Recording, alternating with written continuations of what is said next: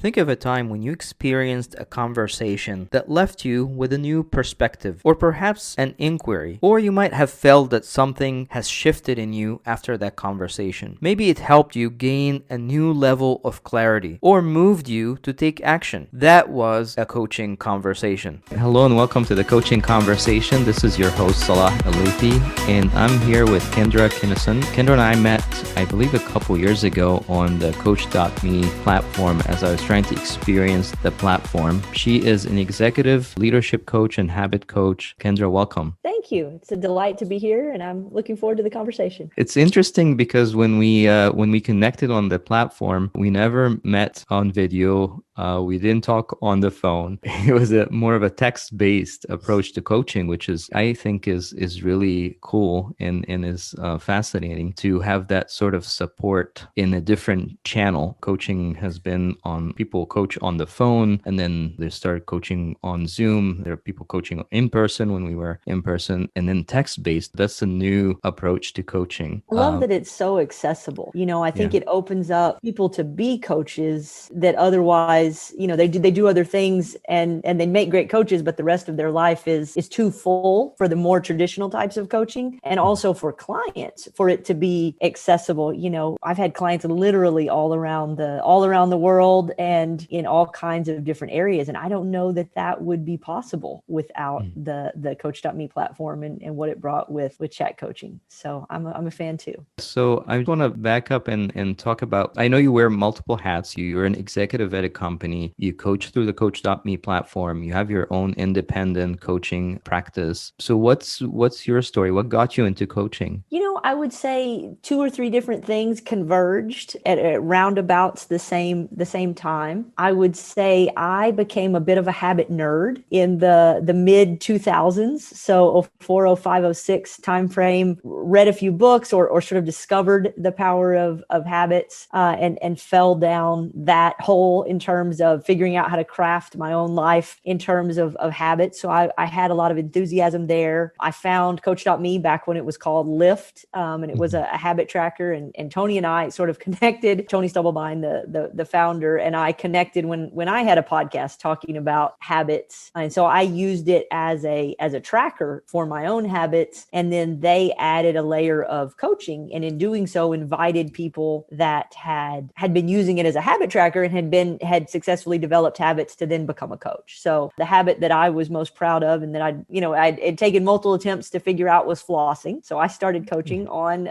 how to floss, which is an interesting place to start. As I got into it, I realized how similar it was to, the same way if you're in a leadership role in an organization, really the same type of coaching that you would do with your team. There's a lot of overlap. And so if you include that, then I was coaching in a corporate setting much earlier than that. But probably about 2010, all of those things came together. And I think around 2010, 2011 is when I started, charging for and separately doing what folks would call coaching now. It sounds like the underlying theme is change, whether you're a leadership position or an executive or an individual just trying to change it, form a new habit or get rid of an old habit. It's around that idea of change, which can be hard, as you know, trying to change something, even like as small as just starting to floss. I mean, that's just, it can be difficult. So as you work with people on changing habits, how do you approach it? Well, and it's funny. So I teach now a habit coaching certification program for Coach.me, and so we're almost finishing our first year of it. We'll have completed 5 cohorts. And so it's interesting in that in updating that curriculum, I had to really think about, what's most important in habit coaching. And I think for the chat coaching, having a clear, we call it the coaching triangle, but having a clear purpose. So why do you want to floss? If we're going to stick with that, who do you want to coach to floss? People that have maybe never been able to sustain a flossing habit before. And then the third piece is what we call the keystone habit, is how do you get started? What daily action can you commit to taking that will put you on that journey? And so figuring out the start and figuring out the consistent daily action that you want to commit to unlocks or the process of doing that begins the unlocking of how to develop the habit itself. Having some sort of a why or purpose is really important, because a lot of times that's missing. I know I wanted to work on getting up early in the morning, and then I started to think, why do I really want to get up early in the morning? Like, what is that going to give me if I start to get up early in the morning? And then if I can't figure out like what is the purpose of getting up early, then it might not stick. And then, as you mentioned, like this idea of like the keystone, like what is it that I need to do to trigger that? Like, if I want to get up early, so I better not drink coffee at 9 p.m. in the night, or stay up until midnight, right? So as you approach this and you help your clients or people you work with to find purpose, or to find like why they want to change that habit, how easy or difficult is it to nail that or identify that? How clear do you think people are on the purpose? So I encourage coaches to be clear on their purpose. So if a coach is going to coach, flossing, or a coach is going to coach get up early in the morning, that coach should explain why they think, what the purpose of getting up early in the morning, what it unlocks, and who they feel most excited about coaching. And then a client can look for a coach that resonates with them, right? That says, oh, I coach, dads, or I coach moms, to get up in the morning so that they get 30 minutes of focus time before their family and the rest of the day takes over. So I think one of the things that coaches can do is better articulate that triangle, right? So then when a client, gets introduced to a coach digitally or in person or whatever that might be, and says, you know what, that's it, that's what I'm looking for, then they can work with that coach and somewhat have the purpose kind of built in. Now they may get into it and decide, you know what, I really don't want that after all. I want something different. And that's that's an equally valid result. I think, deciding we don't want something is often just as powerful as figuring out that we do want something. So, you can certainly treat it as a hypothesis and get down the road and decide, what, that wasn't important after all. I prefer to have 30 minutes more with my family at nighttime, that kind of a thing. But I think coaches articulating, why they're passionate about a particular coaching on a particular topic, I think can be really powerful. You bring up a great point, because sometimes people show up for coaching, or they want to change a habit, but they don't know why they want to change it. And then as you unpeel the layers, or start to find what's behind changing that habit, they start to realize, okay, what's really important about it. And so I see like two different ideas, or at least probably more, but some coaching is start with, okay, what's the purpose? Let's nail down the purpose, and then kind of like go on to the tactical stuff and figure out like how to fulfill this purpose or live up to your purpose. And then more of like, okay, I want to kind of laser focus on what is that habit that you want to change, and then work backwards and figure out, okay, what is that? How is that connected to the purpose, or what's the purpose of that? And so I see that figuring out what is the focus of the change, like what is the habit that you're trying to change before you go back and figure out the purpose. I think they go together, and I encourage coaches to kind of present them together when you're writing your profile on coach.me, or if you're doing a website, or you're being interviewed on a podcast, or whatever it might be, to really present a complete scenario. And I think coaches sometimes are afraid to be specific and say, I coach dads, or I coach moms, or I coach sales professionals, or whatever it might be. And here's why, and here's the habits that I think matter to those folks, and here's what they can get. So I think coaches can lead in that space, if you will, in helping to complete that triangle, so that somebody says, you know what, that's me. I identify with that. I like that goal. And now I see how I can get started. That's another good point, because I think most of the time coaching or coaches feel they can't lead. They have to just follow, or at least like ask clarifying questions to find out what the client wants, but they can articulate what's happening and lead point to what they're seeing, or where they are seeing that person going. And like you said earlier, it could be a place that they don't want to go. grow, and that's still a good thing, right? So as you coach leaders to change habits, what's the most difficult thing that you run into? I think for nearly everyone, it's time. It's Mm. it's really aligning our calendars with our priorities and being able to, and often it takes time. From when we make a change to when we see the benefit of that change. So, and in some ways, I think COVID helped with that, in that it cleared the plate, so to speak. Just so much disruption, but for a lot of folks, it reset. It reset to zero, and then we can layer back on activities more intentionally. But really, I would say with most leaders, knowing what to say no to so that they can say yes to the activities that matter most is usually one of the more challenging things that folks need to work through. And then just being in the habit of reflection and planning. Sometimes, go. There's incredible value in reflection, and that weekly or monthly or biweekly or whatever the appropriate cadence is to reflect and plan. So getting leaders or executives in that cadence can be helpful as well. Time is definitely a big one. The idea of just trying to focus on changing something without having the time, that's usually is really is extremely hard. If changing habit is hard, having no time to put into changing the habit make it almost impossible. So the time is one of the obstacles. Have you seen anything else besides time? Is there anything else that you see as getting in the way of change or building new habit? Oh, sure. It can be any number of things. Matter of fact, last week's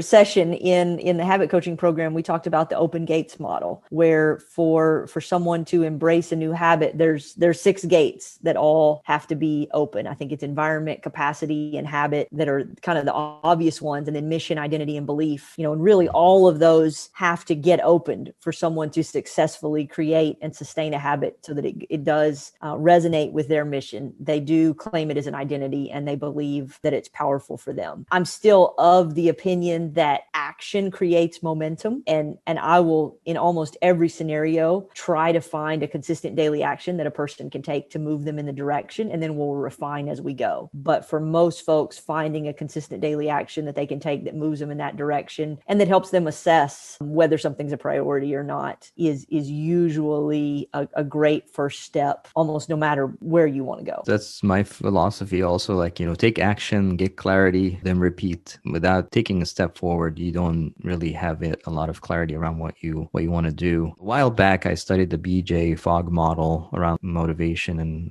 willingness, and it's probably a lot easier to take a small step than just a big change. So one of the things that I want to explore a little bit more is this idea of, we talked a little bit about the obstacles or getting in the way of change or changing a habit, the time, maybe there's other areas where it's not aligned, and you talked about the area where it can support the change. Like, for example, getting up early, you might have a keystone habit that will trigger that or enable that. Can you say more about that, like those keystone habits or some examples? What we call a keystone habit is that first daily action. So if your goal is to get fit, and have a thriving exercise program, the keystone habit might be to get up and walk to the end of your street and back, and you commit, no matter what happens, no matter absent being hospitalized or something, that you're going to get up and you're going to walk to the end of your street and back every single day, no matter what. You can always do more, but at a minimum, you're going to do that. So we would call that the keystone habit. If you were flossing, we would say the keystone habit is flossing one tooth, not your whole mouth, just literally one tooth. So the keystone habit is that minimum daily dose that we're going to start with. And even though those sound really easy, in the process of trying to do those daily, we discover the conflicts, right? We discover that they're not easy. And so we learn to put triggers in place. We learn to put support systems in place. we learn to think about, really, is that a priority right now, or is it not in the act of doing it every single day? And so that's what we would call the keystone habit, is what is the initial and minimum action that a person would take to need to move in that direction. You're looking for consistency at this point, like,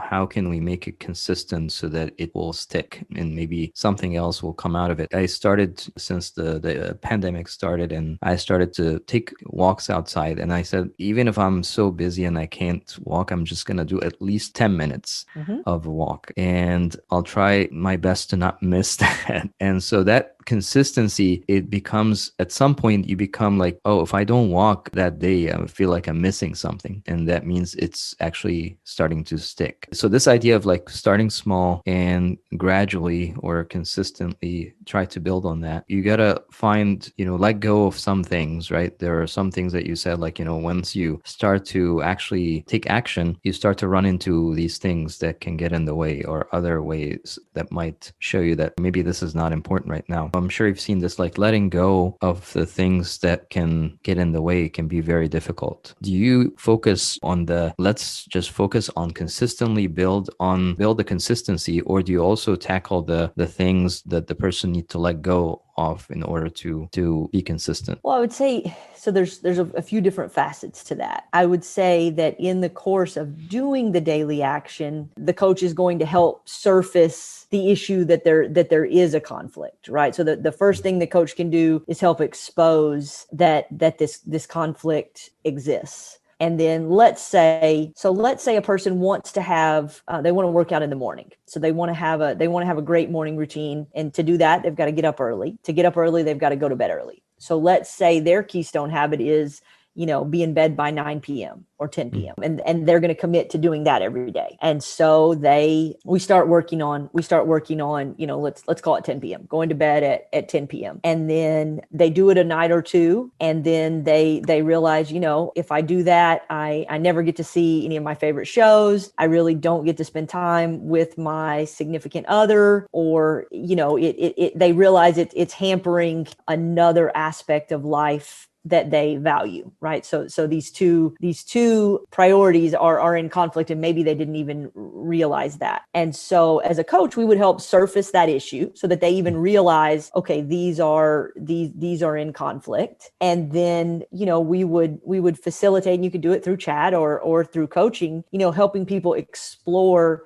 how might these be reconciled, right? Can you work out with your significant other in the morning and still get that quality time, right? Are there creative ways to solve? Can you watch your favorite shows while you're working out, in the morning? Are there ways to integrate our priorities? So we would explore that and maybe just hypothesize with folks. Can you think of 5 or 6 different ways that you might be able to fulfill both of these where they're not in conflict? And then let's just say it couldn't be resolved. Maybe the significant other has a completely different schedule and gets up for it. Then it would say, okay, well, can you work out at lunchtime, or can you work out, after work? So I think as a coach, that's where we can ask questions to encourage folks to get out of sort of their boxes and think about things. But until you recognize the specific conflict,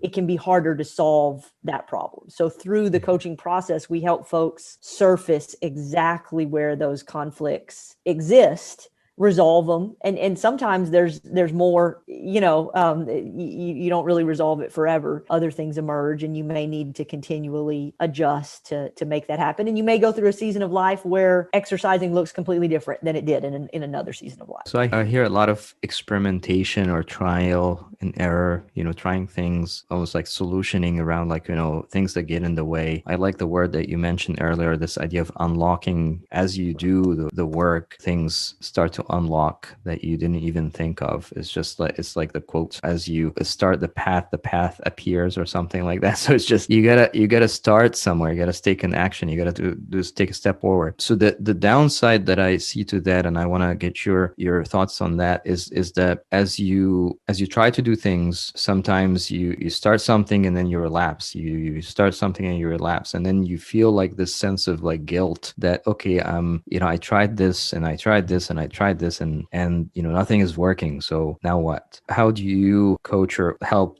your clients or people like overcome that sense that, okay, I've been trying this for so long and it's not working. What do I do now? Okay, so I've got two thoughts on that, and to me they go together. The first one is this concept of a placeholder habit, and that is that minimum commitment. So if we think about the habits that we want to have, right? Let's say we want to exercise. What is the absolute bare minimum that we would commit to doing each day, no matter what? And if you ask most folks, they're still going to say like 10 minutes, which is way too much. On a bad day, there's no way in the world. So encouraging folks to have a placeholder that they do no matter what for that area. Because having that placeholder, that daily repetition, even if it's tiny, I mean, if it's one push-up or two push-ups or whatever it might be, it's amazing how much better we are each iteration if we don't go all the way to zero. So I would say the concept of a placeholder habit, I try to floss all of my teeth every day, but my minimum is one tooth, right? And it doesn't happen very often, but every once in a while, I will literally get up out of bed and go and do my one tooth. And it's not because it matters. It's not because that flossing that one tooth really did anything that day, but it preserves the habit. I know that it's a deposit in the habit bank. And the next day I'm more likely to do my full flossing routine than if I had not done my placeholder habit. So having them be really, really small and having a way to track and remind yourself, when you do each of them. So I've kind of got morning, midday, and evening, placeholder habits. So I would work with folks on those. That would be one approach. The other approach is to treat restarting like a muscle, that it's a muscle that we build, that think life is gonna happen. We're gonna get disrupted. Pick a day. If something happened and we got disrupted and it's a Thursday, say, okay, Saturday morning, I'm going to commit to, doing and having a coach, having somebody that you're accountable to and saying, what, I got off track today. I'm going to recommit on Saturday morning and I'm going to start small again and ramp my way back up. So I think both of those can be helpful approaches to sustaining that momentum and not falling all the way back down. You may drop down a little bit in your consistency and your scope, but a smaller gap than if we had just stopped altogether. I want to talk about tracking a little bit, but before I get there, I know you have been, when I did some research on how you approach some of the habit coaching, you talk about this concept called relentless resilience. So, and it seems like this is part of the process is as you run through these obstacles or setbacks, you want to come back quickly, you want to bounce back. So can you say more about that concept first, and then we can go from that? Yeah. So that stemmed from Hurricane Harvey. I'm still involved, but I was general manager of a hotel and resort that was directly impacted by Hurricane Harvey in August of 2017. And it was complete upheaval of my personal life, my work life, just upheaval of in every way you could imagine. And my habits, and I certainly went through some extremely difficult times, physically, psychologically, health-wise, all of the different ways. And I read on it more, and I began to see how seemingly tiny habits can have incredible impact on our resilience, our ability to bounce back, our ability to keep going. And so that reinforced to me that, that power. And then of course,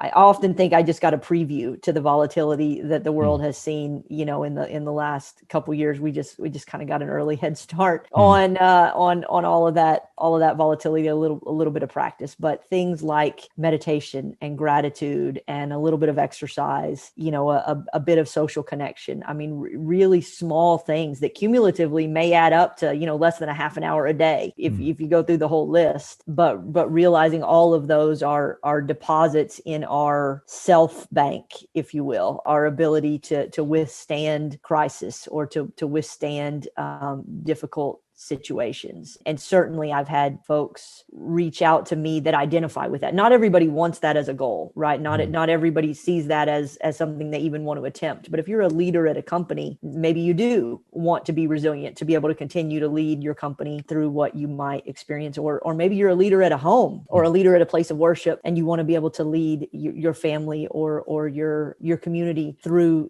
difficult times. And so one of the ways that we do that is staying healthy ourselves. So there is a portfolio of habits. I wouldn't say it's a prescription. It's a little bit different for everyone, but the categories are generally the same. So for many of my leadership, my CEOs that I work with or high executives, maybe only a third of our conversation is actually centered on work. Perhaps, often 2/3 of it, particularly in the last couple of years, has been on keeping the self equipped to lead and all of the different things that are involved in that. So I would say that's been an evolution for me in the last few years in particular. So you're talking from experience, this works, how like building small changes using this tiny small habits work. Someone might look at okay, what's one push-up gonna do? But the idea is over the long term, that cumulative effort that you put in will add up. It's almost like saving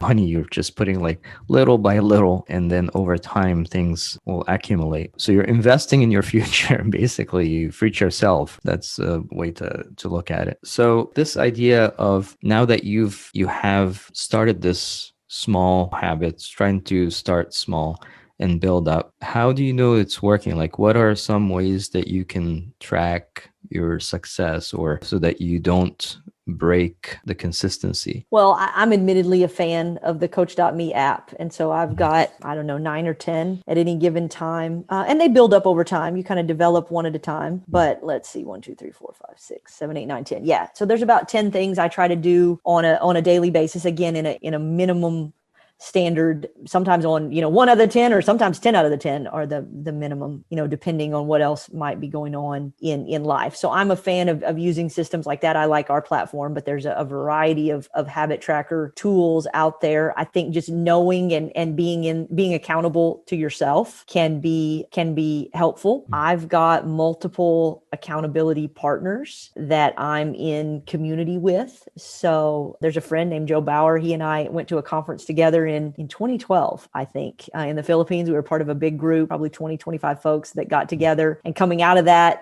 6 or 8 of us formed an accountability group. And little by little, everybody else discontinued. But Joe and I have held strong. We talk every Wednesday and we just check in, with each other. How are you doing in key areas? And giving someone else permission to ask, about the key areas of our life. Last week you were really struggling with eating too much fast food and not planning your meals. How's that coming along? That kind of a thing. So empowering others to hold us accountable. Coaches are a great way to do that at any given time. I'm always working with a mentor or a coach in some capacity, or you can be a part of a peer group, where you commit to each other to kind of be in fellowship and share enough, be vulnerable enough to let folks know where we're weak and where we're struggling, and giving them permission to ask us about that and to help, reorient us if we're getting off track. I think there's a few different iterations of that, but conceptually, using technology and then using other humans, I think it takes both for us to really have strong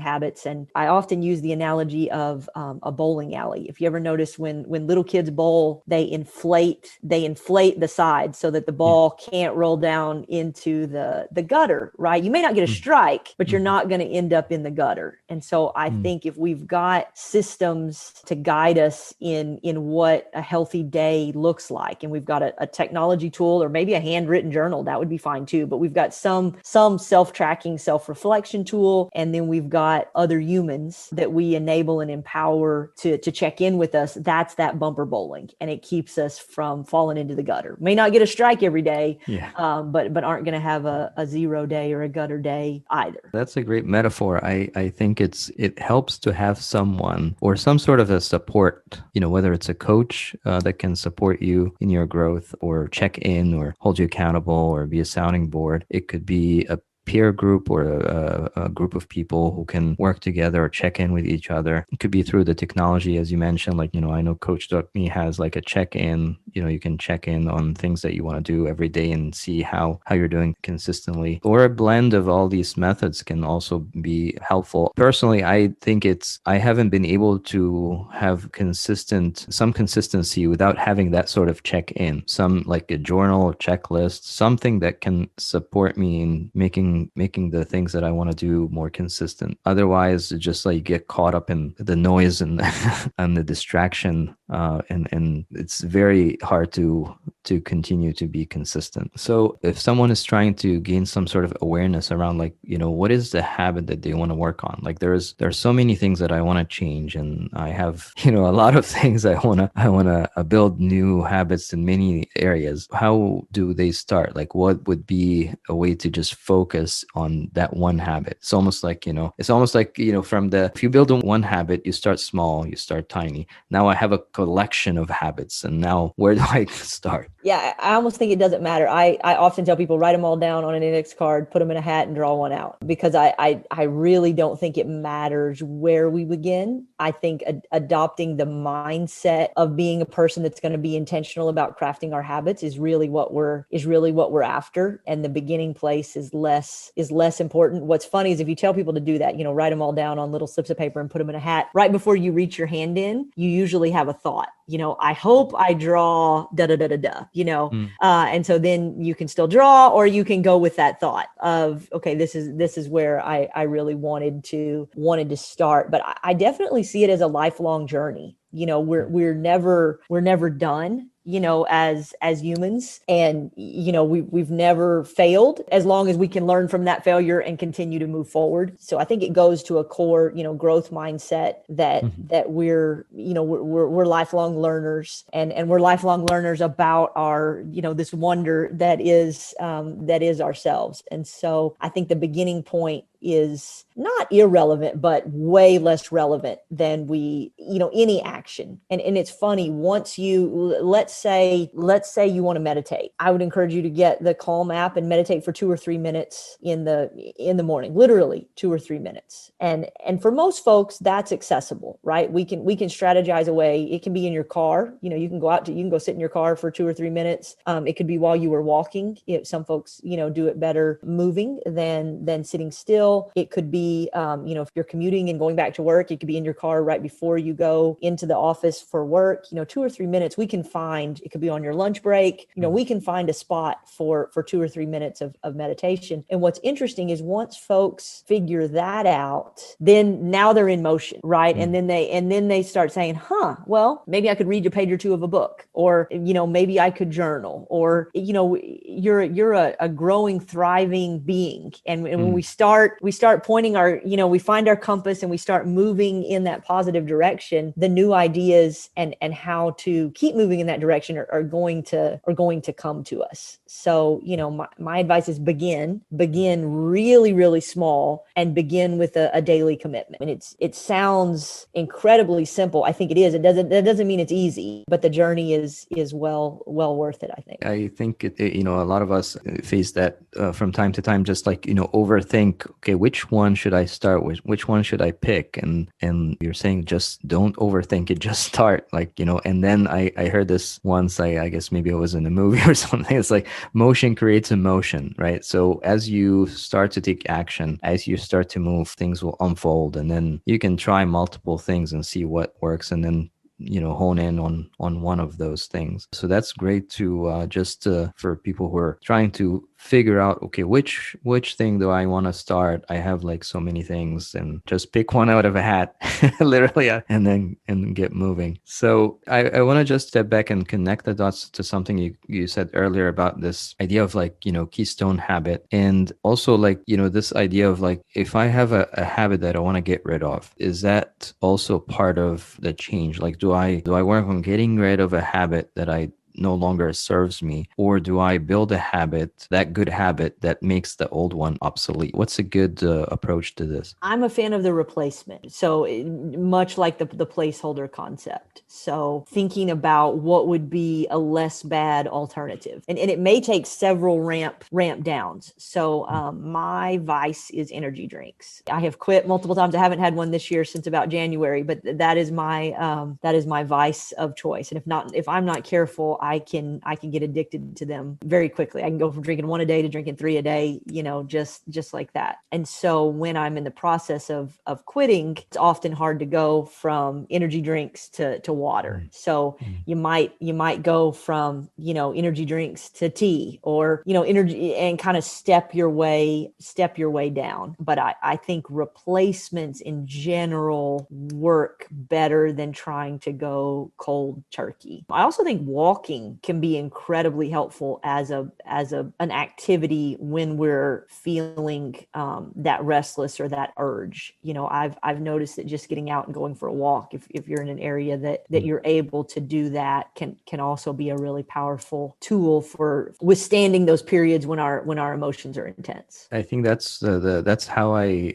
see it as well. Like, I have the same challenge with coffee. Like, I can drink like many cups of coffee a day, and then I try to replace it with tea, so get it like a little bit down. And then sometimes I try to just go one day without any caffeine, or and that can be a way, like you said, replacing it, or you have to give something in return. You can't just abruptly end a habit that you've been developing for so long. So do you have any pointers around, like, places to go or read about this a little bit more, or explore this idea of habits and habit formation? Mine is, I've been involved with Coach.me for a decade, and that would be my recommendation. I think it's a one-stop shop to find all kinds of ideas and assistance, and at incredibly affordable. If you think about it, almost a month of coaching for maybe what a dinner might cost in many areas. So I'm an advocate. Go to Coach.me, do the search term, or just read through coaching profiles until you find someone that resonates with you and a habit that sounds interesting, and give it a try and start the journey, and then be open to where that journey takes you. But I think that would be I think that support, if you've got a peer, that could work too. But I think the support of a coach can certainly help kickstart that journey and get the initial momentum that then folks are able to sustain on their own if they want to. Yeah, I think that's really, it's really good to start to have like someone that can at least point you or help you see things that you may have not seen before. A coach can do that. Someone who, even like an accountability partner, it's good to have someone who's trained and know what to ask and how to unlock some of the things that you may have not been aware of before. So is there anything else that you would like to share before we wrap up? No, I've really enjoyed the conversation. It's been fun to kind of be a habit nerd again and talk through these. I don't know how many of us there are, but I love to connect with folks that are fascinated, by this sort of thing. I almost think of it as, I don't want to say programming ourselves, because that sounds automated, but being intentional about crafting, the values and activities that we choose every day, and using our habits to do that. So I think it's fun to discuss these, and would love to connect with other folks that find that interesting. Yeah, absolutely. So where would people go to connect with you? KendraKinnison.com is my website, and I'm on Twitter, Instagram, Facebook, pretty accessible. I haven't evolved to some of the newer platforms, but the same ones that have been around for a while. I'm generally pretty active there and enjoy connecting with folks. All right. Well, Kendra, it's been great connecting with you again, and really gained a lot of insights from talking with you. And thank you for your time. You're welcome. It's been fun. Hey, thank you for listening. I hope this conversation gave you something to think about or take action on. Remember, take action and get clarity. Then repeat.